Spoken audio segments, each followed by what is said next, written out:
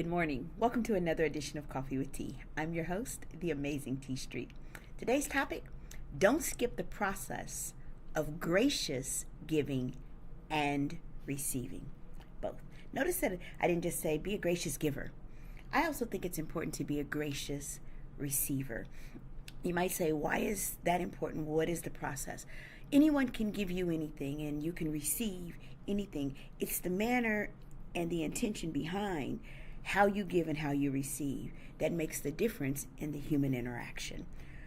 When we give gifts, there's a good book that reads, whatsoever a person sow, that shall they also reap. So if you give kindness, you receive kindness. If you plant corn, you get corn. Whatever it is you put out is what you get back. That's called reaping and sowing. Some people call it karma. Some people call it what goes around comes around. No matter what you call it, it is a principle that is in effect in the universe. And it involves somebody doing something and somebody being the recipient of whatever they do. So I wanted to talk a little bit today about why it's a process. Learning how to graciously give. The word gracious means kind, courteous, compassionate. I chose the cup today, courage and kindness. It's important that when we are choosing to be givers, I'm a giver. It's part of my love language. It's how I'm wired. I feel extremely blessed when I'm able to bless other people. But I had to stop one day and say, hey, T, be sure that you're doing this truly for them and not so that you feel good. Do it because it helps someone else, because that's what graciousness is about. It's not about me. It's about you. I remember one time my mom was sharing with me that when she would donate things to people or help people, she would ask them to keep it a secret.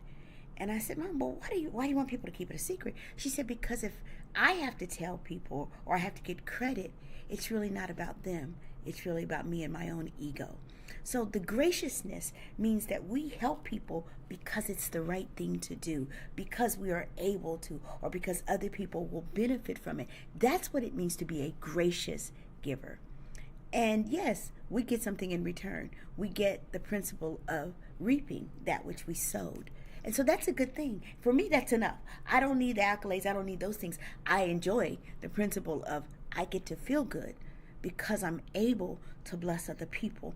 But I always do it with a spirit of compassion and kindness and courteousness.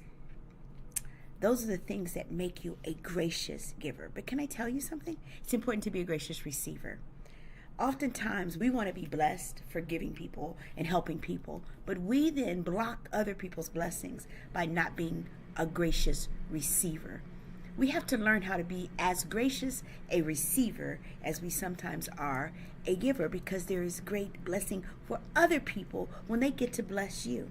So allow yourself to humble yourself to be a receiver. When you say things like, I can't take nothing from anybody because I got too much pride. But then we quote, pride goeth before the fall. It's always interesting to me that we don't see the connection between not allowing people to bless us as a form of pride. We should learn how to be as gracious a receiver as we are a giver, because for the person who's giving something to us, when we allow that to happen, we also allow their cycle of sowing to allow them to reap. So you want to be the only person who gets to reap? No. Learn how to be, good morning, soror. Learn how to be as gracious a receiver as you are a giver, because it then keeps the cycle of reaping and sowing in positive ways going. And in this season, when it's hard, even if you only have a gracious word to give to someone, a word of encouragement, maybe it isn't materialistic. Can I say to you, yesterday someone gave me an amazingly gracious word of encouragement, which was something I needed more than a dollar bill. Something I could not purchase for myself at that moment was a word of encouragement. And I just want to say to you today, don't skip the process of being a gracious giver and a gracious receiver, because it's all a part of the cycle of reaping and sowing. I'm the Amazing T Street, but you know what?